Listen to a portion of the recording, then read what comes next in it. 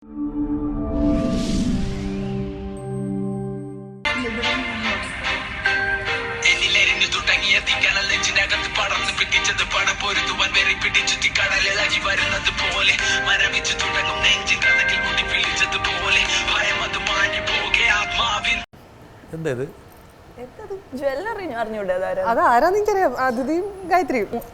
അതിഥി പിന്നെ എബിയിലത്തെ നായിക മെറീന ഞങ്ങൾ മൂന്നേനും കൂടി സിനിമ ചെയ്തിട്ടുണ്ട്. അപ്പോൾ ഒരു ദിവസം ഷൂട്ട് കഴിഞ്ഞ് റൂമിൽ വന്നപ്പോൾ വെറുതെ എടുത്തൊരു ഗംഭീരായിരിക്കണം കേട്ടോ.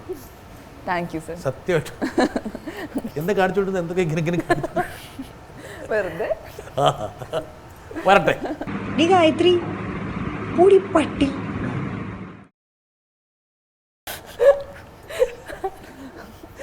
അതും സാർ ഞങ്ങൾ ഈ ഷൂട്ടിനിരിക്കുമ്പോ ലൊക്കേഷനിലിരിക്കുമ്പോ എന്റെ മൊബൈൽ അവിടെ ഇരിക്കണ്ടായിരുന്നു. അതിഥി അതെടുത്തിട്ട് വെറുതെ ക്യാമറ ഓൺ ചെയ്തിട്ട് എടി ഗായത്രി പോടി പട്ടി അത്രേ ഉണ്ടായുള്ളൂ.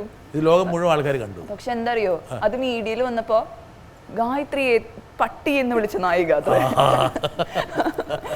ശരിക്കും വന്ന അത്രേ ഉണ്ടായിട്ടുള്ളൂ. അതിന് ഭയങ്കര ഒരു യഥാർത്ഥത്തിൽ അവർ ഒരു പ്രശ്നമൊന്നും ചെയ്തിട്ടൊന്നുമില്ല. നമുക്ക് വളരെ ഇഷ്ടപ്പെട്ട ഒരു ജീവിയല്ലേ പട്ടി എന്നൊക്കെ പറയണേ. അതെ, പിന്നെ പട്ടിയാണ് ഏറ്റവും സ്നേഹമുള്ള.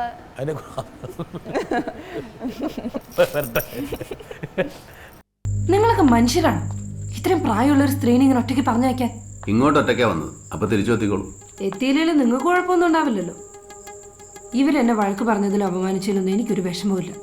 ജാനുമേ പോലുള്ള ഒരാൾക്ക് അങ്ങനെ പെരുമാറാൻ പറ്റും. ഇവര് സമരം ചെയ്യാൻ വന്നതല്ല, നാട് കാണാൻ വന്നതുമല്ല. കുറച്ചു ദിവസം നിങ്ങളെ കാണാതായപ്പോൾ നിങ്ങൾക്ക് തിന്നാനുള്ള ഭക്ഷണവും പൊതിഞ്ഞുകൊണ്ട് വന്നത് നിങ്ങളോടുള്ള സ്നേഹം കൊണ്ടാണ്. അതൊക്കെ മനസ്സിലാവണമെങ്കിൽ മനുഷ്യനെ തിരിച്ചറിയാൻ പറ്റുന്ന ഒരു മനസ്സ് വേണം.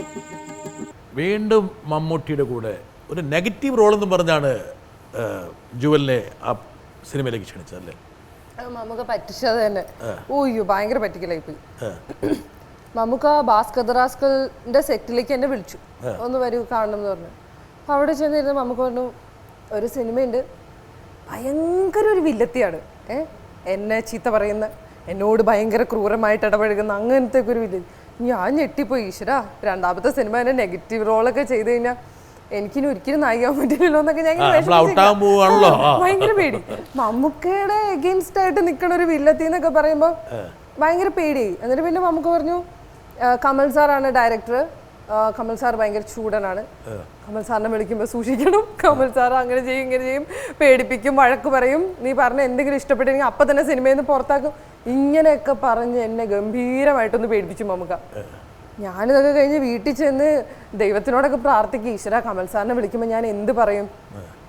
കഴിഞ്ഞ് ഞാൻ സാറിനെ ഫോൺ ചെയ്ത് ഞാൻ വിറച്ചാണ് സാറിനോട്, കാരണം നമുക്ക് ഒരിക്കലും എന്നെ പറ്റിക്കാൻ വേണ്ടി ഇങ്ങനെ പറയുന്നത് ഞാൻ ചിന്തിക്കുന്ന പോലുമില്ല.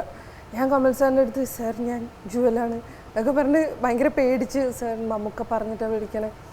അപ്പോൾ കമൽ സാർ ആ ജുവൽ എന്തൊക്കെയുണ്ട് വിശേഷങ്ങൾ, ആ നമ്മുടെ സിനിമ ഇതാണ്, കഥയൊക്കെ ആള് ഫോണിൽ കൂടെ തന്നെ വളരെ ജോളിയായിട്ട്. അപ്പോഴേ എനിക്ക് മനസ്സിലായി ഈ സീൻ എടുക്കുമ്പോഴും നല്ല കോമഡി ആയിരുന്നു. കാരണം മമ്മൂക്കയുടെ ഫേസിൽ നോക്കി ഇത്രയും ബോൾഡായിട്ട് ഡയലോഗ് പറയാം. അപ്പൊ ഇത് ഭയങ്കര ബുദ്ധിമുട്ടുള്ളൊരു കാര്യമായിരുന്നു എനിക്കാണ് മമ്മൂക്കയുടെ മുഖത്തേക്ക് നോക്കുമ്പോൾ ഭയങ്കര ഒരു ഡിപ്പെൻഡൻസ് ആണ്, ഒരു വിധേയത്വമാണ് എൻ്റെ മുഖത്ത് തന്നെ. അപ്പൊ കമൽ സാർ മാറ്റി നിർത്തിയിട്ട് ദേഷ്യം വരട്ടെ. ഞാനാണെങ്കിൽ മമ്മൂക്കയുടെ വലിയ ഫാനാണ്. ഞാൻ പണ്ട് മുതലുള്ള എല്ലാ പടവും ഇങ്ങനെ കണ്ട് ഇങ്ങനെ അങ്ങനെ ഇരിക്കുന്ന ഒരാളാണ്. ഡയലോഗൊക്കെ ഞാൻ ഭയങ്കരമായിട്ടൊക്കെ പെർഫോം ചെയ്ത് പറഞ്ഞു. നമുക്ക് അത് കഴിഞ്ഞ് കട്ട് പറഞ്ഞു കഴിഞ്ഞപ്പോ എന്നാ പിന്നെ ഇതും കൂടി ഇടാം, അതിന്റെ മാത്രം ഒരു കുറവില്ല. ഞാൻ പറഞ്ഞ മൊത്തം മമ്മൂക്ക പണ്ട് ഡയലോഗ് പറയണ സ്റ്റൈലിലാണ് ഞാൻ ഡയലോഗ് എന്ന് പറയണേ. ഇവിടെ ഒരു മമ്മൂട്ടി മതി.